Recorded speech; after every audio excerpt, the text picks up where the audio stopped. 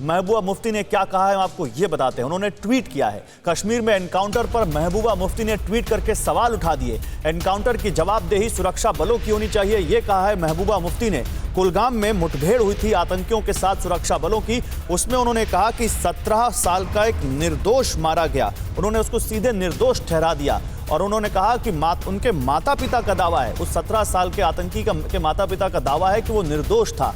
कुलगाम आरोप पर भारत सरकार सफाई दे, यह भी कहा है महबूबा मुफ्ती ने। उनका ट्वीट देखिए आपके सामने। जम्मू कश्मीर में रोजाना मुठभेड़ होती रहती है, लेकिन जब सवाल उठाए जाते हैं तो सुरक्षा बलों को जवाबदेह ठहराया जाना चाहिए। कुलगाम मुठभेड़ में मारे गए 17 साल के नाबालिग के माता पिता का दावा है कि वो निर्दोष था, ये कहना है महबूबा मुफ्ती का। और वो ये भी कह रही हैं, वो मांग कर रही हैं कि इन आरोपों पर सरकार को सफाई देनी चाहिए।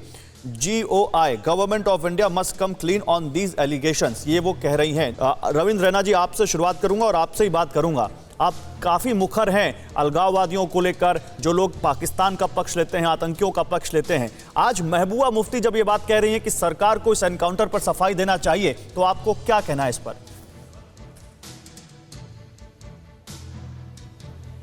अच्छा होता अगर महबूबा मुफ्ती जम्मू कश्मीर के अंदर जब इशरत मुनीर को पुलवामा में मारा गया था तो अफसोस जाहिर करती। अच्छा होता जब शोपियान के अंदर खुशबू जान को मारा गया था तो महबूबा मुफ्ती अफसोस जाहिर करती। अच्छा होता अगर महबूबा मुफ्ती कश्मीर घाटी के त्राल में कुछ दिन पहले जब SPO उसको मारा गया तब वो अफसोस व्यक्त करती। जब पाकिस्तान की बंदूक वालों के हाथों से यहाँ के बेगुनाह लोगों की हत्याएं होती हैं, जब कश्मीर को यहाँ लहूलुहान किया जाता है तो ऐसे तमाम नेताओं की बोलती बंद होती है। और जब भारतीय सेना के बहादुर जवान अपनी जान हथेली पर रखकर बलिदान देते हैं, कुर्बानियां देते हैं और जम्मू कश्मीर की जनता की वो हिफाजत और रक्षा करते हैं, उन पर उनकी बहादुरी को कोई सलाम नहीं करेगा। भारतीय सेना दुनिया की सबसे प्रोफेशनल सेना है। हमारी सेना के बलिदान और कुर्बानियों के कारण आज जम्मू कश्मीर के अंदर हम लोग जिंदा हैं। आज जम्मू कश्मीर का बच्चा बच्चा अगर जिंदा है तो भारतीय सेना, Jammu Kashmir police, paramilitary forces, BSF, CRPF के जवानों के कारण है, वरना पाकिस्तान ने पूरे जम्मू कश्मीर को कब्रिस्तान बना के रख दिया होता। नहीं, लेकिन फिर मैं सनम शाह, मैं आऊंगा, आपको बोलने का मौका दूंगा। अभी देखिए, मैं पहले रविंद्र रैना से बात कर लूं क्योंकि वो डिबेट में नहीं बैठ रहे हैं। बीजेपी की तरफ से डिबेट में हमारे साथ जयराम विप्लव हैं, वो आपका जवाब देंगे, आप उनसे बात करिएगा। लेकिन पहले रविंद्र रैना से थोड़ी बात कर लो। रविंद्र रैना, लेकिन आपको ये क्यों लगता है कि महबूबा मुफ्ती सवाल उठाकर सुरक्षा बलों पर सवाल उठा रही हैं?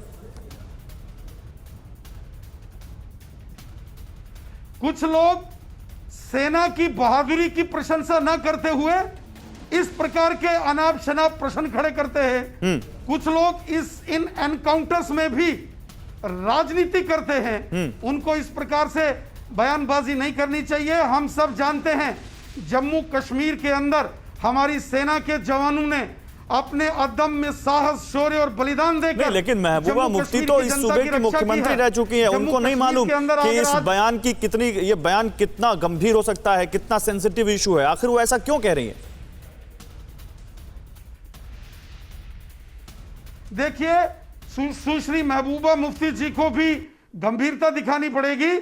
आज उनके जो सिक्योरिटी गार्ड्स हैं, उनकी सुरक्षा में जो लगे जवान हैं, वो भी तो हमारे देश के बेटे हैं, वो भी हमारे भाई हैं, वो भी हमारे जवान हैं। वो उनकी रक्षा कर रहे हैं, किनसे? पाकिस्तानियों से। लेकिन जो उनकी रक्षा में खड़े हैं उनकी प्रशंसा में नहीं बोलेंगी।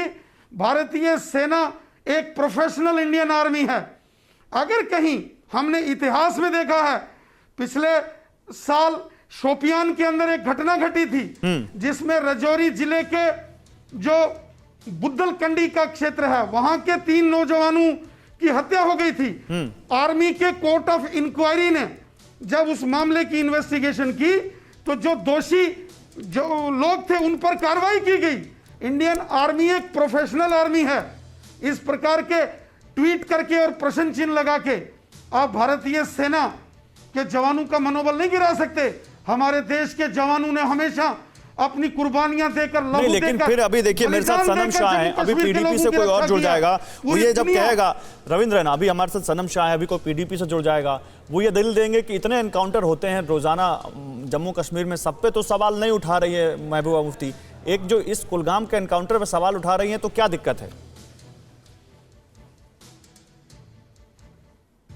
देखिए, अगर कहीं कुछ है तो हमारा सनम, आर्मी एक का एक करके अपना आपकी कोर्ट आवाज होता नहीं आ है। रही सनम अभी। आर्मी का ट्रायल कोर्ट होता है, और जो वहां बोलिए। जो सर्विंग सोल्जर्स होते हैं उनका अगर कोई मामला बनता है तो वो सेना की कोर्ट में जाएगा। मैंने आपको बताया पिछले साल शोपियान में इस प्रकार की घटना घटी, आर्मी की अदालत ने, आर्मी के कोर्ट ने पूरे मामले की जानकारी ली, छानबीन हुई और जो दोषी लोग थे उस पर सेना ने कार्रवाई की है।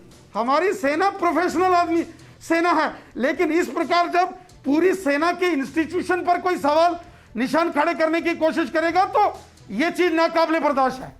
नहीं, लेकिन इससे अभी कुछ दिन पहले जब सर्वदलीय बैठक थी तो उन्होंने कहा कि पाकिस्तान से बात होनी चाहिए, उन्होंने पाकिस्तान से बातचीत की वकालत कर दी, फिर उन्होंने कहा कि पाकिस्तान से ट्रेड शुरू होना चाहिए। अब वो ये कह रही हैं कि सुरक्षा बलों ने जो किया उसके उस 17 साल के लड़के के माँ बाप कह रहे हैं कि वो निर्दोष था। आखिर महबूबा, चाहे इससे पहले तिरंगे को लेकर बयान हो, चाहे इससे पहले लेकर धारा 370 को लेकर बयान हो, बार बार ऐसा दिखता है कि महबूबा मुफ्ती जानबूझकर ये बातें करती हैं। वो बहुत अच्छे से समझती हैं कि वो क्या कह रही हैं, वो कौन सी कॉन्स्टिट्यूएंसी को एड्रेस कर रही होती हैं जब वो ये बात कर रही होती हैं। तो जम्मू कश्मीर के अंदर कुछ नेता ऐसे हैं जो रहते हिंदुस्तान में हैं, खाते हिंदुस्तान का हैं, सारी सुरक्षाएं आपको हिंदुस्तान से चाहिए, सारी सुख सुविधाएं आपको हिंदुस्तान की चाहिए, इंडियन आर्मी के आपको अंगरक्षक चाहिए, सीआरपीएफ, बीएसएफ और हमारे पैरामिलिट्री फोर्सेस के जवान आपकी सुरक्षा में चाहिए, जम्मू कश्मीर पुलिस के कमांडो आपकी सुरक्षा में चाहिए, और आप महिमा मंडप करेंगे किसी दूसरे देश का, पाकिस्तान का, ये नहीं चलने वाला है। जम्मू कश्मीर हम सबका है, वो हिंदू है, नहीं तो फिर आप उन्हीं नेताओं को बुलाते हैं बातचीत के लिए, सबका हिंदुस्तान है, न केवल बुलाते हैं बल्कि आप उन नेताओं के साथ सरकार भी बनाते हैं।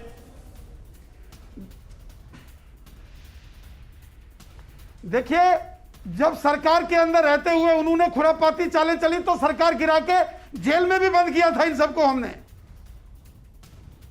नहीं, बातचीत के लिए भी तो बुलाया था ना इनको। क्या ये इतने जरूरी है कि इतनी सारी इनकी पाकिस्तान से इतना लगाव होने के बावजूद इनसे बातचीत करना जरूरी है?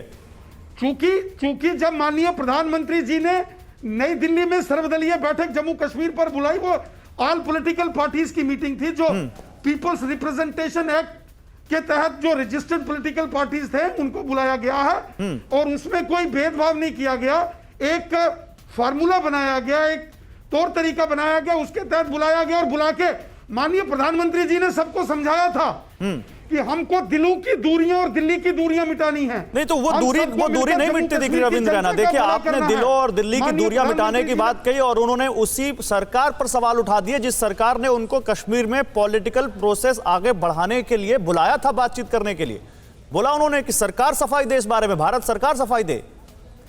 देखिए, माननीय प्रधानमंत्री नरेंद्र मोदी साहब का एक बेहतरीन इनिशिएटिव था, एक पॉलिटिकल डेडलॉक बना हुआ था। माननीय प्रधानमंत्री जी ने जैसे परिवार का बड़ा सदस्य होता है उस नाते से सबको एक साथ बुलाया, और प्रधानमंत्री जी ने एक स्टेट्समैनशिप का परिचय दिया।